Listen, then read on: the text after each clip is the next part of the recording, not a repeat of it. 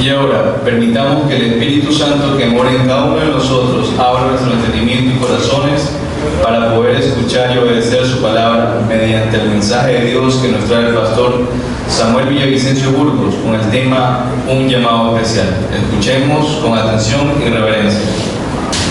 Los tiempos que estamos viviendo, hermanos, son inciertos. La pandemia mundial ocasionada por el COVID-19 han estado transformando la vida de millones de personas de una manera inimaginable en todo el mundo. Desde hace más de un año y continúa hoy con una nueva variante llamada Delta, que según los médicos es de mucha más porcentaje de contagio, un 60% más contagiosa que la anterior. Los cambios se han estado dando tan rápidamente que nos han tomado por sorpresa a la mayoría de la población mundial. Todos estamos tratando de adaptarnos a esta nueva realidad con la esperanza puesta en Dios en medio de esta situación, aunque es imposible predicar o predecir cuánto durará y qué consecuencias tendrá para todos.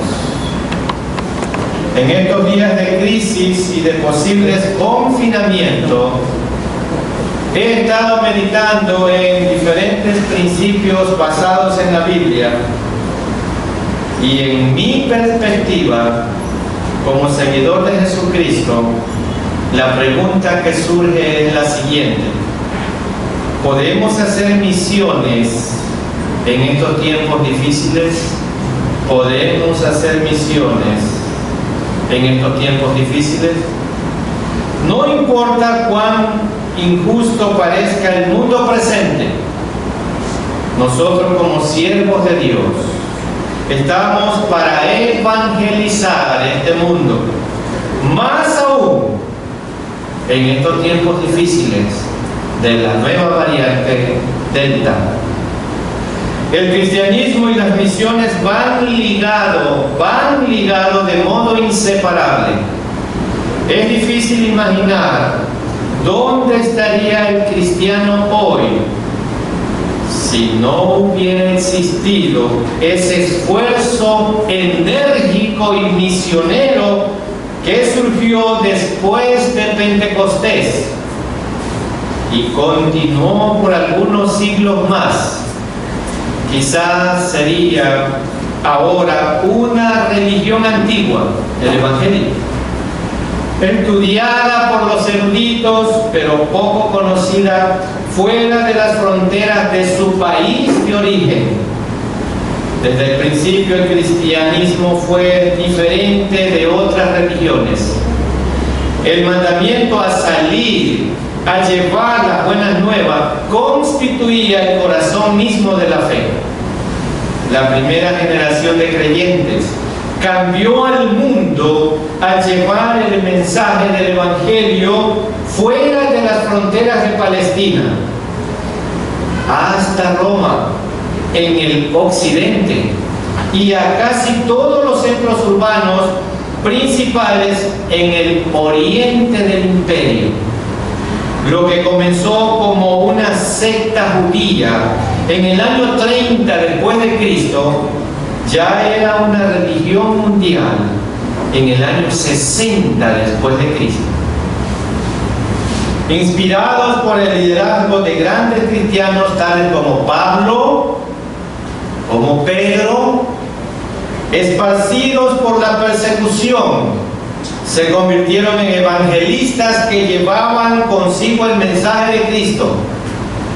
Todo cristiano compartía el Evangelio, y nada es más notable que el anonimato de estos primeros misioneros. Sus nombres no se encuentran en las historias misioneras, no, Sin embargo, ellos fueron uno de los misioneros más influyentes de todos los tiempos. El punto de partida de las misiones cristianas es, por supuesto, la iglesia neotestamentaria. Los discípulos se habían huido, asustados y dudosos de las horas de angustia que había pasado el Maestro en la cruz. Recibieron el poder del Espíritu Santo el día de Pentecostés y así nació el movimiento misionero. El documento más detallado y preciso de este esfuerzo misionero es el libro de los Hechos de los Apóstoles. Así es, en el cual sobresale el apóstol Pablo y también desempeñan un papel preponderante, entre otros, Pedro, Bernabé, Silas, Juan Marcos, Felipe y Apolos.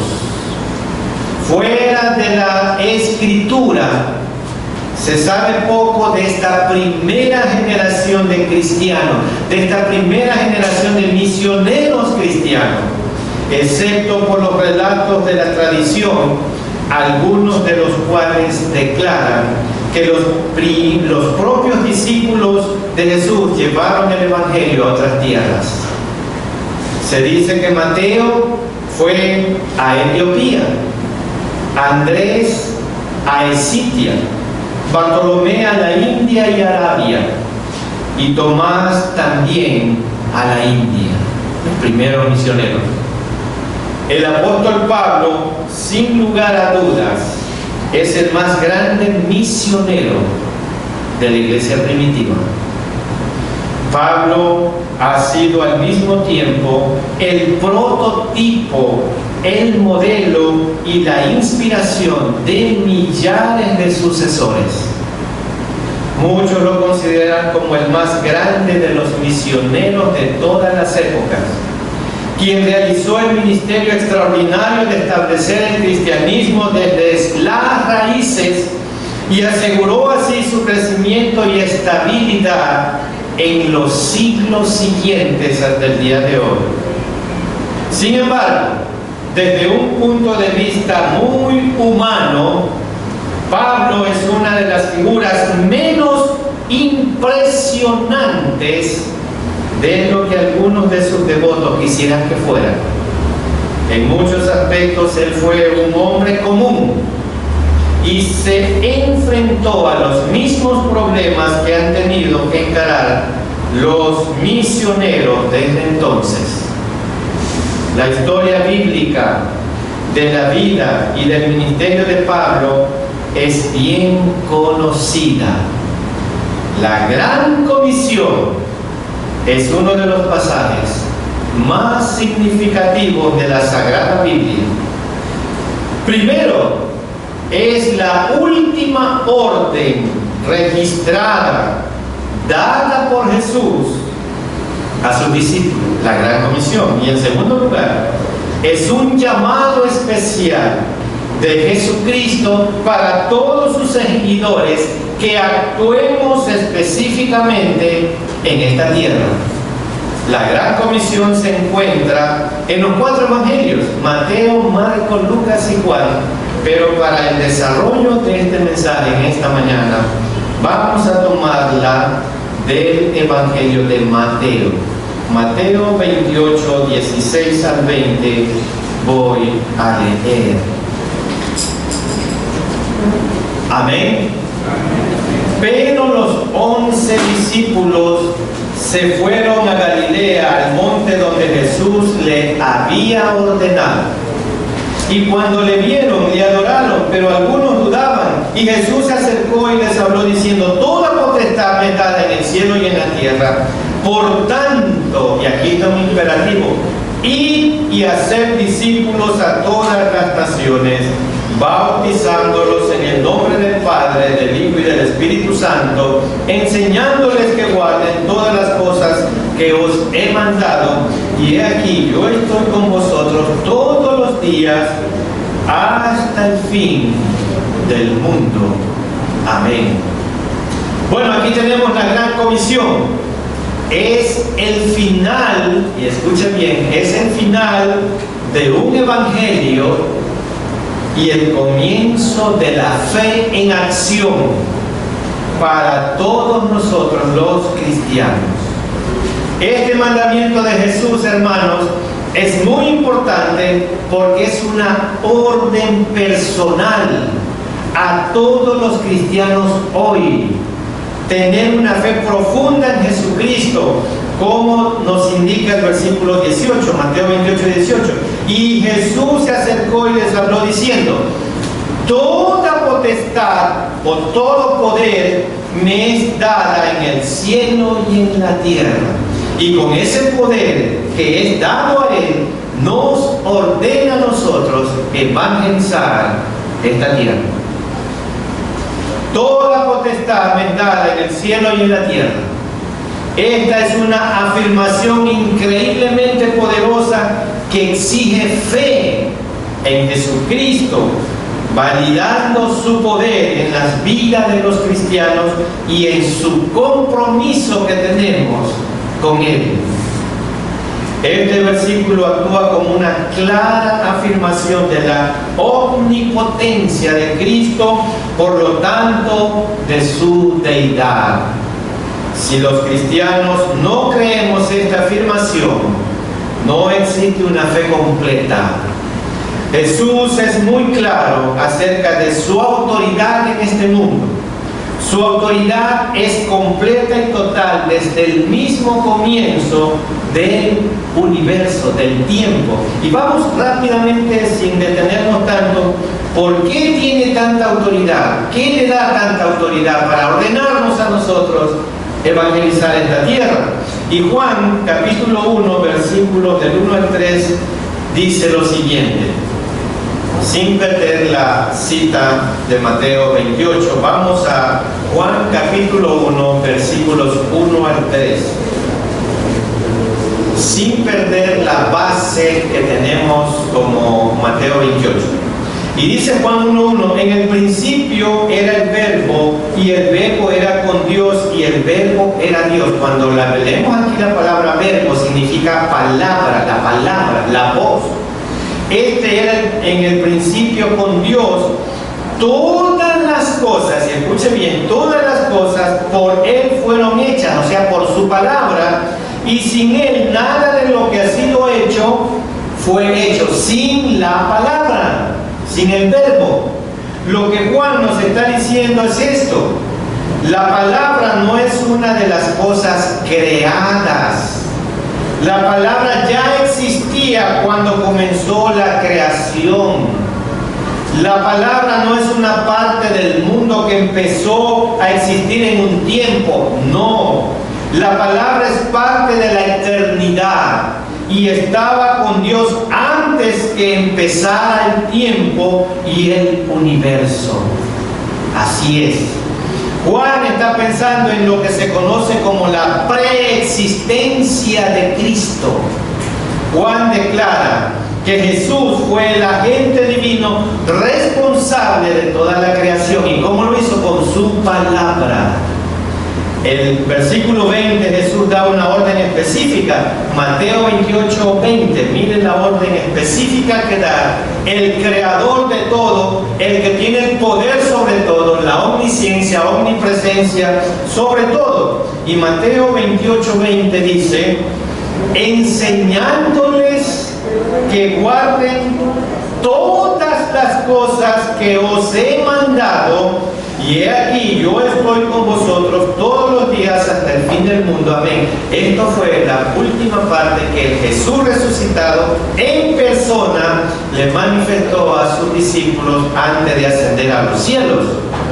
Se ordena a todos los cristianos que enseñemos a otro acerca de Jesucristo, una parte, lo que me agrada, lo que no me agrada, la totalidad de su verdad.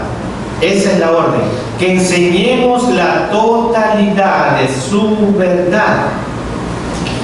No podemos confesar a Cristo como Salvador y Señor de nuestras vidas mientras que rechazamos algunas de sus enseñanzas.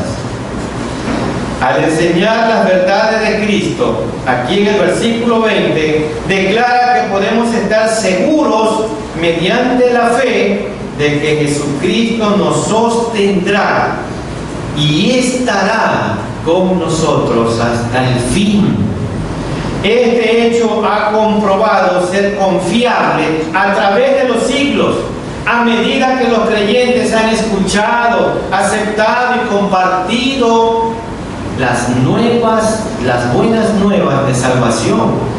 Sí, Jesucristo ascendió de nuevo a los cielos, pero está presente en nosotros en el poder del Espíritu Santo que tiene cada uno de nosotros como creyentes en Él. Entonces Jesús nos llama a cada cristiano a salir por fe a difundir las buenas nuevas de salvación. Esto es fe en acción.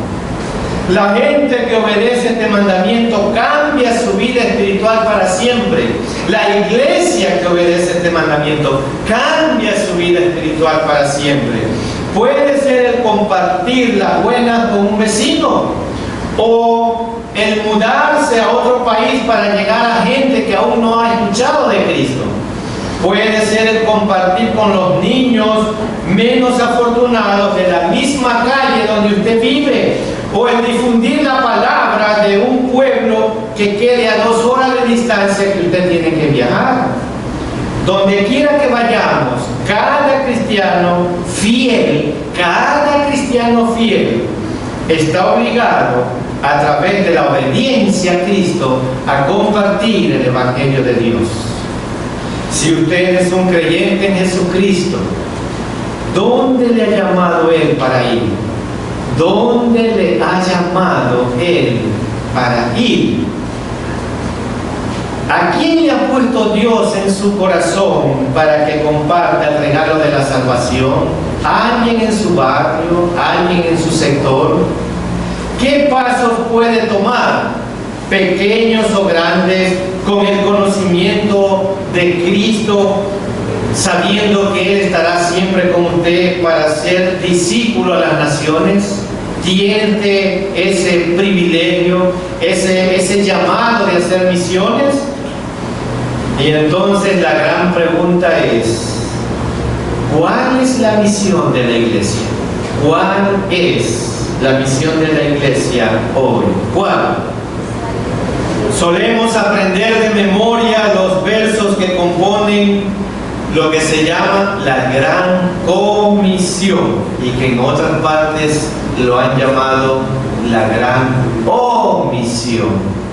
¿No quieren predicar? Y los hemos utilizado como garantía de campañas de evangelismo y creación de nuevas iglesias, la Gran Comisión. Ciertamente en la Gran Comisión hay una enseñanza sobre el único anuncio del Evangelio de Jesucristo y la extensión misionera de la iglesia.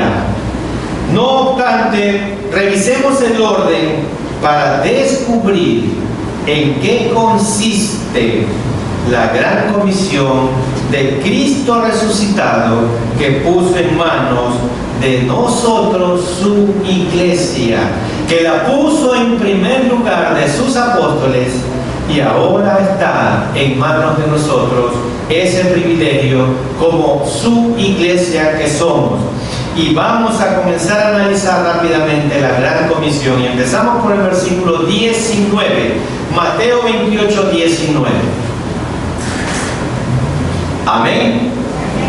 Por tanto, id y haced discípulos a todas las naciones, bautizándolos en el nombre del Padre y del Hijo y del Espíritu Santo. Bueno, Aquí en primer lugar tenemos un imperativo que es id. Id es un imperativo es una orden no se discute, se obedece. Ustedes ya lo saben. Entonces, id, en opinión de reconocidos eruditos, esta expresión hace la diferencia, y escuche bien, entre la misión original judía y la misión cristiana hoy. Sí, ese id. ¿Por qué? Hermanos, para los judíos la misión consistía en aquella época en llamar a las naciones para que volvieran su rostro a Jerusalén, para que adoraran al Dios de Israel. Eso era el evangelio para los judíos. Ahora, las palabras de Cristo resucitado, la misión consiste en ir a todas las naciones. Es decir, la misión deja de ser hacia adentro y se convierte en una misión hacia afuera ahora. Es decir, la misión es la que tenemos que desempeñar al evangelizar esta tierra. La expresión todas las naciones debe ser entendida como la totalidad de la misión. Nadie debe quedar fuera de ella por razones de raza, por razones de cultura, por razones de religión. Nadie puede quedar fuera de la evangelización. Cristo resucitado tiene potestad sobre todos los reinos del mundo. Descubrir esta ordenanza para la iglesia del mundo es una necesidad impostergable. Por eso celebramos con regocijo en nuestro corazón la valiente decisión de quienes deciden ir por fe hasta las tribus, los pueblos que aún no han sido alcanzados, para cumplir la misión que el Señor encomendó a su iglesia. Los compañeros de oración y además con nuestro compromiso misionero como iglesia, el dar a las misiones es nuestro privilegio, porque una iglesia no es solo misionera cuando envía un misionero, una iglesia también es misionera cuando ora por los misioneros, una iglesia también es misionera cuando da para las misiones, y una iglesia es misionera cuando envía misioneros.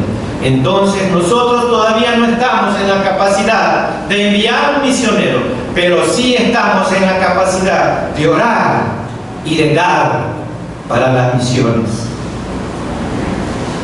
Discernir las dimensiones del ir es tarea ineludible, porque no solo se trata de cruzar barreras geográficas, sino de culturas, de clase social, de religión, de cosmovisiones diferentes.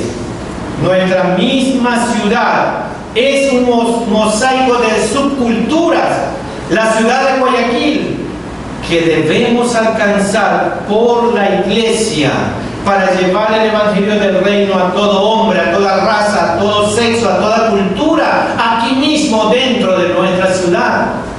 El ir también debe darse aquí, en este sector de los Vergeles, en donde cada uno de nosotros puede avivar sus relaciones cotidianas con el mensaje del Evangelio de Jesucristo, aquellos que aún no lo conocen. Y de cruzar también las fronteras de todo grupo humano para alcanzarlo en su propio contexto.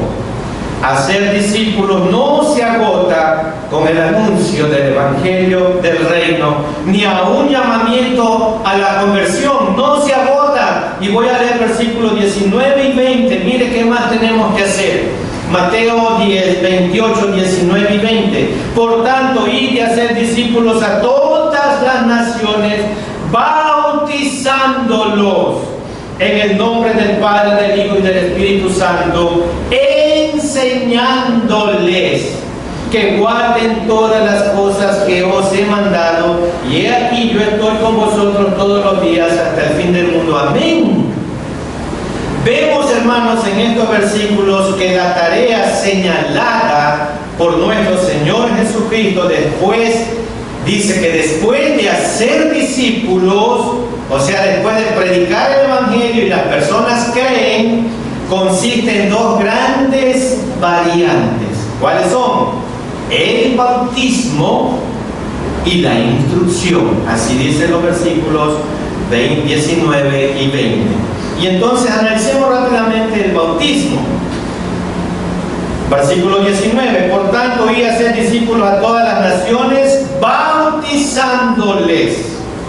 Bautizarles en el nombre del Padre, del Hijo y del Espíritu Santo es la fórmula bautismal que da el mismo Jesús a nosotros para poder realizarla cuando bautizamos a los miembros. ¿Por qué ordenó nuestro Señor Jesucristo a sus discípulos que al ir a todas las naciones predicaran el Evangelio y esos que aceptaban los bautizaran inmediatamente a ellos? ¿Por qué?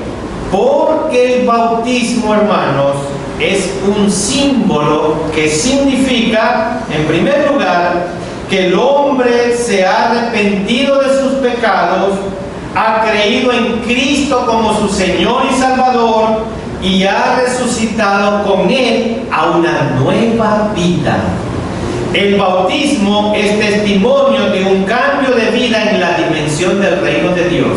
Y en segundo lugar, el bautismo significa que quien se ha adherido a Jesucristo no se avergüenza de anunciarlo a todos aquellos que están a su alrededor. Es un testimonio público de su fe. Y en tercer lugar, el bautismo significa que toda la Trinidad participa en la regeneración del hombre. El Padre, el Hijo y el Espíritu Santo, porque de esa manera se bautizan a las personas, y ahí está la fórmula bautismal que dio Jesús. Porque el Padre, quien toma la iniciativa de buscar al hombre, el Hijo, quien derrama su sangre en propiciación por sus pecados, y el Espíritu Santo, quien opera la obra de la regeneración en el hombre hoy. Así es. La Biblia enseña que la obra misionera de la iglesia consiste en ir a predicar, bautizar a los que creen como primer testimonio de su discipulado. Y en tercer lugar viene la instrucción. Y Mateo 28:20 dice, enseñándoles, la instrucción, que guarden algunas cositas que están bien, otras que no. Todas las cosas que os he mandado, dice Jesús, y aquí yo estoy con vosotros todos los días hasta el fin del mundo. Amén. Todas las cosas. Así es.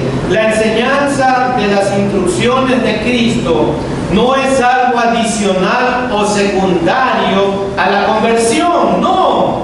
Se trata de la médula misma que es el discipulado. Por eso aquellos que son bautizados, que fueron bautizados el día de ayer, ya están en un discipulado en esta iglesia, para que sigan su crecimiento espiritual, porque la unicidad, la unidad de Cristo, tanto Cristo histórico como el Cristo resucitado, son la misma persona. El énfasis no está en el aprendizaje de su doctrina, sino en el espíritu ético de la enseñanza. ¿Y qué quiere decir esto? Es decir, se enseña a guardar todas las cosas, una nueva forma de vivir y de actuar y de caminar en esa nueva vida que usted tiene en Cristo. ¿Y cómo? Instruir es mostrar a Cristo y su interpretación de la última voluntad de Dios que está en la Gran Comisión. Así que necesitamos seguir instruyéndonos en la palabra de Dios. Es decir, el cumplimiento de la voluntad de Dios debe ser transformar su vida pasada en ahora una nueva vida que practica lo que significa enseñar a caminar a otras personas a la perspectiva de la fe cristiana, que ha sido sintéticamente descrita en el Sermón del Monte, que ahora no lo podemos tocar. Entonces, resumiendo, ¿qué es lo que tenemos en la Gran Comisión? Ir, bautizar e instruir. Ir, predicar el Evangelio, y aquellos que creen el Evangelio y lo aceptan, bautizarlos e instruirlos. Es una orden en la que el Señor se ha comprometido. ¿Y cuál es la promesa del Señor? Su promesa es acompañarnos hasta el fin. Mateo 28:20, en la última parte, dice: y he aquí, yo estoy con vosotros todos los días hasta el fin del mundo. Amén. Tiene que haber sido una cosa, hermanos, yo diría alucinante para aquellos 11 humildes galileos, el que Jesús los mandara a la conquista de este mundo. Sí, puede haber sido una cosa alucinante. Ellos, ¿qué habrán pensado? ¿Cómo es posible que tú, Jesús, te nos vas y nos dejas esta tarea a nosotros? Conquistar el mundo sabiendo que estamos en una gran persecución. Ellos fueron enviados y nosotros como iglesia, alianza cristiana y misionera redimidos, lo mismo, a la más grande tarea de la historia. Con los discípulos estaba la más grande presencia del universo, y con nosotros también está hoy y siempre. Es imposible concebir palabras más consoladoras, fortificantes y regocijadoras que esta. Con ellos estaba en persona nuestro Señor Jesucristo, y con nosotros también está hoy en persona por medio de la tercera persona de la Trinidad, que es el Espíritu Santo. Y por eso Él dice: yo estaré con vosotros todos los días hasta el fin del mundo. No está en persona, no está en carne, pero Él habita en nosotros como el Espíritu Santo. Aunque los discípulos iban a quedarse solos, como huérfanos, en este mundo frío y cruel, no por eso iban a estar desamparados. Su maestro iba a estar siempre con ellos. Ninguna otras palabras habrían podido ser tan adecuadas para tales hombres y en tales circunstancias, y ningunas podrían ser tampoco para nosotros los creyentes hoy en este mundo. Así es, los cristianos, recordemos constantemente estas palabras de Jesús, que Él estará y estará siempre con nosotros. Jesús está con nosotros a donde quiera que vayamos.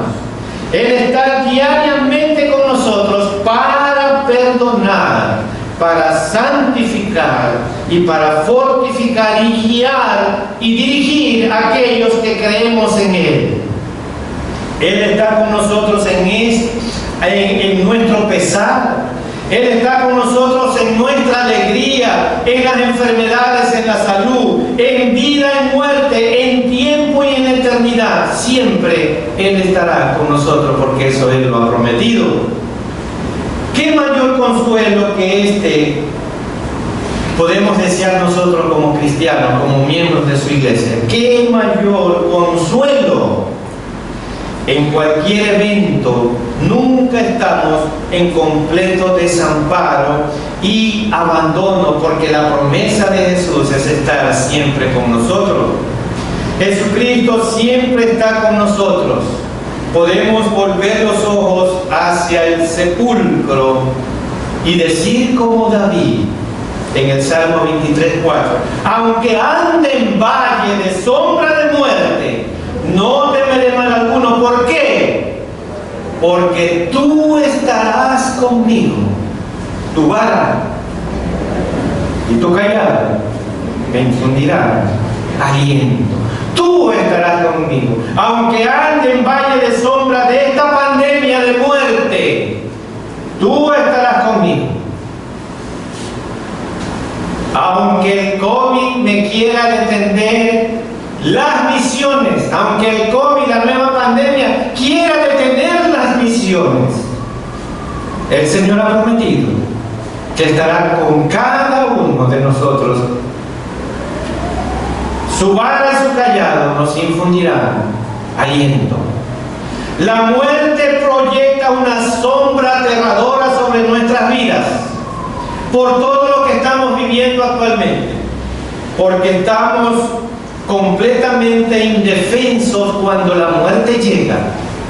Podemos luchar con muchos otros enemigos, con el dolor, con el sufrimiento, con la enfermedad, con las pérdidas, pero la fortaleza, el ánimo no pueden vencer a la muerte. Esta tiene la palabra final. Solo una persona puede caminar con nosotros a lo largo del valle sombrío de la muerte y hacernos pasar hasta el otro lado a salvos. Y ese es nuestro Señor Jesucristo, porque Él lo ha prometido a cada uno de los que lo amamos. El Dios de la vida, nuestro pastor. La vida es incierta y por eso debemos seguir a este pastor que nos ofrece eterno solaz. Cumplamos, hermanos, pues con la certeza de que en esta grandiosa obra no estamos solos. Él va con nosotros. No cabe duda que ganar almas es mucho más fácil que conquistar una ciudad. No cabe duda que también muchas veces el ganar un alma es más difícil que conquistar también una ciudad. Pero cada hermano y hermana, joven, mayor, debemos apasionarnos por llevar a cabo la misión del Señor que Él nos ha encomendado a nosotros los humanos. Es urgente que clamemos al Señor para que Él nos dé almas para evangelizar, almas nuevas para evangelizar.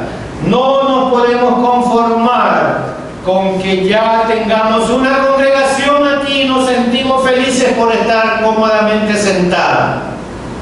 Debemos mirar hacia el horizonte y esforzarnos por evangelizar, porque este evangelio avance también a otros lugares, allí donde el Señor nos ha colocado. Necesitamos retomar la tarea encomendada por Jesús como un asunto serio que demanda fe, que demanda responsabilidad y también valor. Es verdad que desarrollar esta labor a veces nos atemoriza por lo que dirán las personas, por el rechazo, por la indiferencia, por el peligro y tal vez hasta por una sonrisa burlona de los demás. Pero nada debe impedirnos seguir adelante. Entendemos que no estamos solos. Dios prometió estar con nosotros y nos ayudará en cualquier dificultad que tengamos. Si no estamos cumpliendo con estos desafíos, tenemos que humillarnos, orar, buscar a Dios y tomar de Él lo que necesitamos para cumplir la gran comisión. Amigo, amiga en Cristo, y todos aquellos que nos están observando y mirando por el internet, Cristo viene de nuevo a esta tierra, pero ahora viene como Rey de Reyes a juzgarla. ¿Está usted preparado para recibirle?